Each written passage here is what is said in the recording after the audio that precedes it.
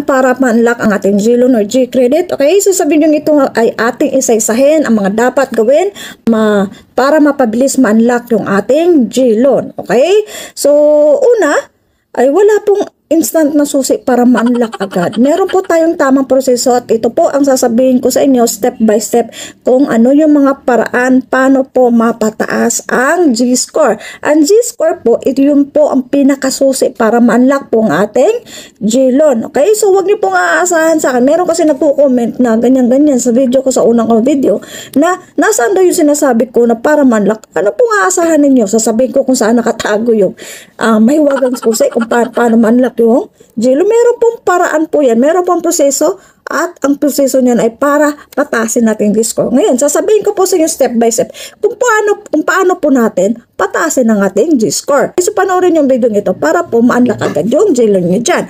So, una po, para